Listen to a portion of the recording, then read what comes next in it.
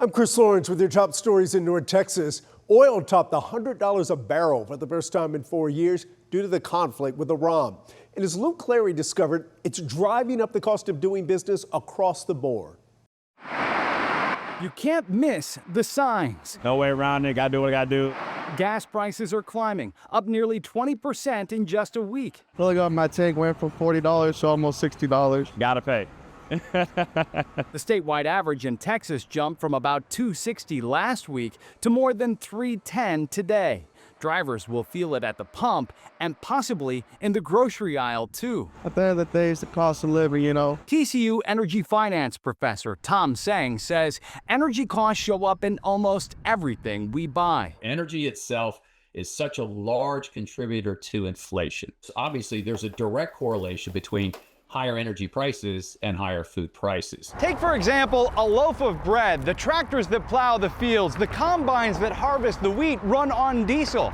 The mills that grind the grain run on electricity, and the ovens that bake the bread run on natural gas. Even the plastic that it comes in is a petroleum product. No one says when you buy a loaf of bread, it doesn't say, hey, this is how much energy went into this, but it's there, it's hidden. Plastics, pharmaceuticals, and other products will be impacted by this too, he says. So higher prices at the pump could be a warning sign of higher prices across the economy. In Dallas, I'm Luke Clary. WFAA obtained new footage from a security camera showing the moments a car crashed into a busy barber shop. Take a look. Fortunately, no one was injured despite how bad it looks, but the damage is pretty extensive. Brittany Costello spoke with the owner in Euless to hear how the community is rallying to help them. New school barbers with the old school vibe. Inside Razor's Edge Barbershop in Euless, business is back. But the buzz is not about the newest cut. Kind of got all caved in here. It's about what owner Jose Prieto says happened to his shop Friday night. We'll see if there's anything that's structurally wrong. He says it was close to closing time. It happened so quick. Barber Jimmy Arredondo Perez says his brother was sitting in his chair. A security camera caught a glimpse of some headlights in the window. The video from the front of his shop shows a car driving through the parking lot.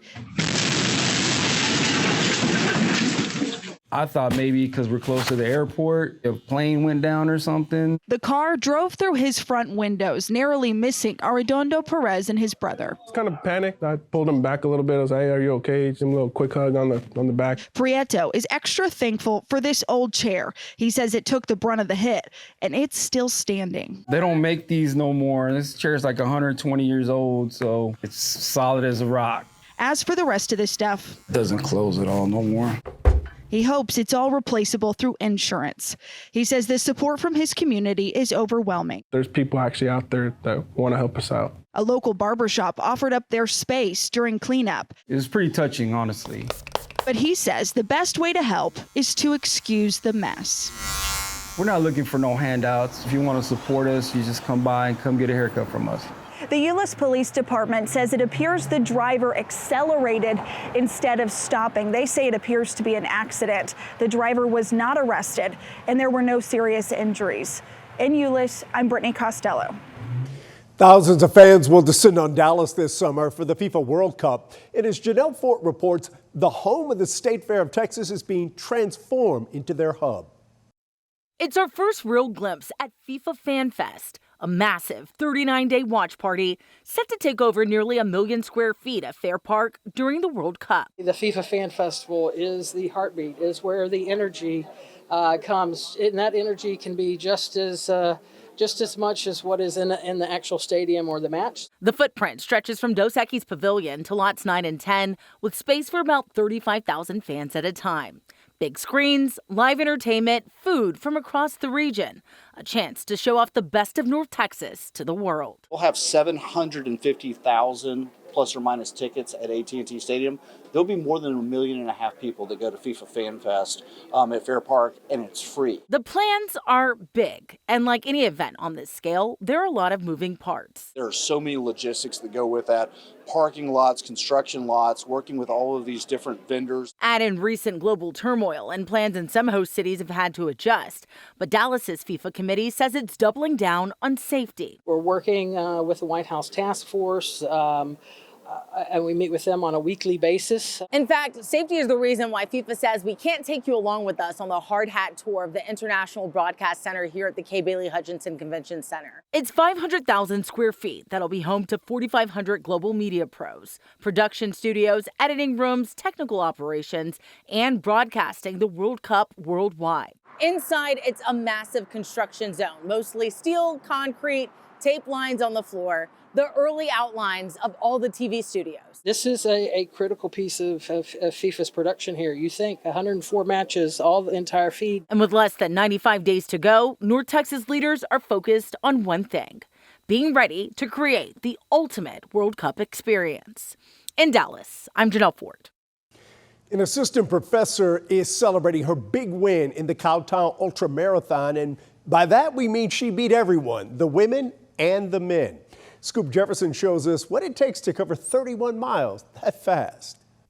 Elite marathon runner. I run a lot. I love it. And TCU assistant professor Mikkel Montgomery is celebrating another major victory, winning this year's Cowtown Ultra Marathon in Fort Worth. I really started running because I wanted to be a better basketball player. And conditioning for basketball revealed Mikkel's natural talent for distance running, competing, and wanting to be the fastest. Eat my food the fastest. I get to work the earliest. Just in general, I like to compete. She won the Cowtown Marathon in 2018 and overall participated in more than 40 marathons across several states. I have the state record for the full marathon in both Oklahoma and in Kansas. Even with those accomplishments, she says winning stems from running every day. It's just so rewarding. I mean, it's any sort of culmination where you set a goal and achieve it, whether that goal is to pass an exam or to get the job. Her full-time job, assistant professor in nutritional sciences at Texas Christian University. The winning trophies on the shelf include her 2 Cowtown Marathon cowgirl hats. She admits teaching and researching nutrition helps make her a smarter runner. Knowing what to eat and when to eat. Every race, Mikkel's husband and family supporting on the sidelines, like her 2 daughters after her Cowtown Ultra Marathon win this year.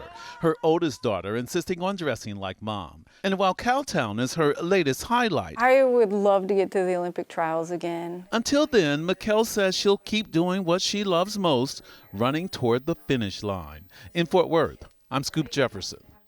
Wow, those girls have one heck of a mom to look up to. And those are your headlines from North Texas.